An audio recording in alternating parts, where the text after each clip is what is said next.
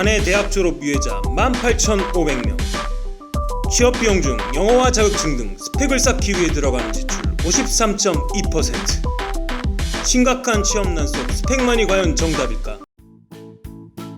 우리는 적정 스펙과 역량에서 답을 찾기 위해 총 2회에 걸친 모의 면접을 진행했습니다. 모의 면접 현장을 만들고 실제 기업 인사 담당자와 취업 준비생에게 협조를 요청했습니다. 기존의 이력서와 역량 이력서를 바탕으로 학생들은 총 2번의 면접을 보게 되는데요.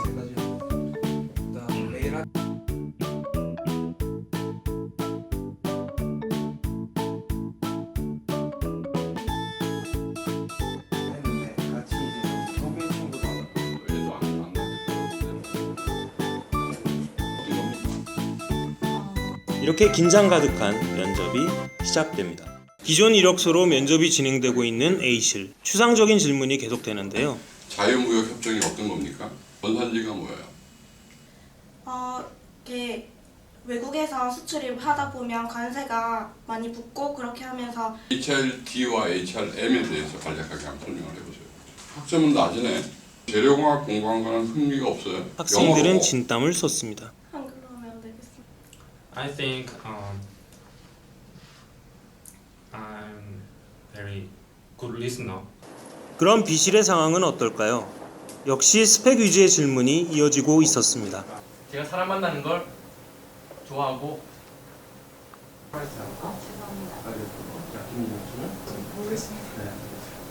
아까 그 영어에 대해서 그 프레젠테이션 한번 해보고 싶다고 했죠? 연습 많이 하셨나요? 보니까 토익 점수가 좀 낮다고 생각하면서요. 트렌드라든지 이런 흐름에 대한 기사라든지 이런 학습을 별도로 안 하십니까? 10분 후 역량 이력서를 가지고 2번째 면접을 시작합니다. 구체적인 경험에 대한 질문들. 소비자 분석을 네. 어떤 식으로 할 생각이세요? 캠프를 간다거나 실무적인 면에서도 배우는 것이 많습니다. 유럽 여행에서 제일 느낀 점은 어떤 거예요? 유럽 여행을 하면서 가장 중요하다고 느꼈던 점은 성적은 얼마나 나왔습니까? 놀랍게도 역량 이력서에 적힌 내용을 토대로 토익 점수가 단기간에 오를 수 있었던 이유를 묻습니다. 어떻게 한 달 만에 150점 올랐죠? 면접이 한창인 B실. 경험이 질문으로 돌아오는데요. 인사 직무에서 가장 본인이 가지고 있는 핵심 역량과 핵심 강점은 뭐예요? 키워드가 뭐냐면 리더라는 단어가 계속 나오고 있어요. 네. 자, 리더에 대한 정의를 한번 내려보시죠.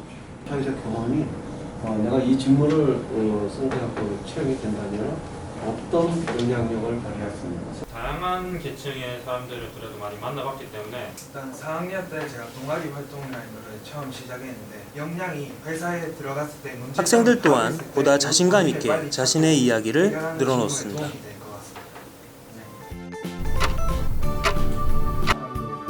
직무와 연관성을 더욱 높여 역량 중심 이력서만으로 심층 면접을 진행했습니다.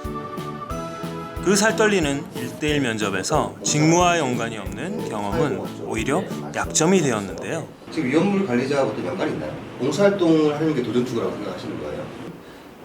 하지만 그것도 잠시 자신의 스토리로 강하게 어필합니다.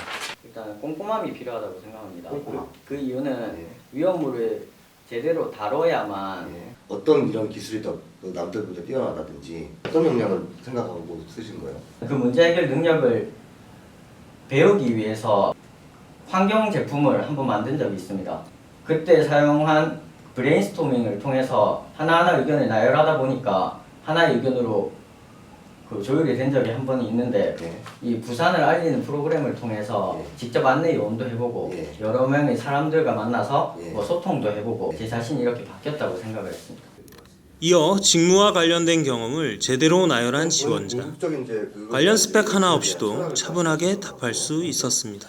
독일에 있는 메르켈 총리가 마더십 이런 걸로 해서 부산 지역에 있는 기업이다 보니까 그런 거에 대한 다가가는 데 이미지로 이제 마더십이라는 게 더 좋게 다가갈 수 있는 이미지로 갈 수 있을 것 같아서 본인을 좀 혹사시켰다라는 부분인데 이건 어떤 점에 쓰신 거예요? 좀 주인의식이 좀 강했던 것 같습니다. 제가 이끌어야 된다고 생각했지 제가 빠지면서 면접이 끝나고 모두가 터놓고 이야기하는 시간을 가졌습니다. 일반 평가는 우리가 자꾸 캐물어야 돼. 진짜 있느냐 없느냐, 어떤 경험이 있느냐. 근데 영양평가가 있다면은 이미 그 판단을 하고 진위 여부에 대해서 그다음에 가치관이 뭔지 평가할 수 있기 때문에 영양 이력서를 쓸 때는 상황 행동 결과라는 뭔가 구체적인 제시된 상황에 제가 딱딱 들어맞춰서 쓰면 되기 때문에 영양 이력서의 개념하고 이제 거의 제가 볼 때는 지금 하고 있는 상황인데 문제상 자체가 스펙이 아니다가 아니고 스펙은 어느 정도 기본곡 알고 하면서 그 이상이 넘는 게 영양이기 때문에 그래가야 될 필요성이 있었고 직무에 대한 이해도의 깊이가 얼마큼 되느냐는 오히려 학점보다도 또 역량 중심 이력서가 더 간파하는 게 더 쉽다. 무엇을 더 배워야 되는지 그것을 제 자신에 대해서 좀 더 많이 알았던 것 같습니다. 네, 조금 더 자세하게 질문이 오시고 자세하게 거기에 대한 답변을 드릴 수 있기 때문에 좋았던 것 같습니다. 특히 이제 하성원 씨 같은 경우 어떤 사례가 스토리 같은 경우가 상당히 좀 적절했다. 근데 그런 걸 통해 가지고 본인이 느꼈던 거에서 이제 풀어내다 보니까는 직무 역량 쪽이라든지 아니면 공통 역량 쪽으로서도 이렇게 연결고리가 좀 많았다라고 판단이 돼요. 더 중요한 거는 이분들이 직무 적응을 잘 할 수 있을지 또 성과를 낼 수 있을지가 더 중요하다 생각하는 거예요. 중견기 역량 같은 경우는. 근데 그게 이제 역량 기반 이력서 같은 경우로 충분히 이제 가능하다라고 좀 판단을 하고 있어요. 기존 이력서에서는 아무래도 제 기본적인 스펙을 많이 보시는 것 같았고 역량 이력서 때는 제가 한 경험을 토대로 직무랑 연결시킬 수 있는 여지가 있어서 좋았던 것 같습니다. 역량 이력서까지 연결되다 보니까는 NCS의 활용이 더 확대될 수 있는 어떤 그 매개체가 되지 않을까라는 생각을 했습니다.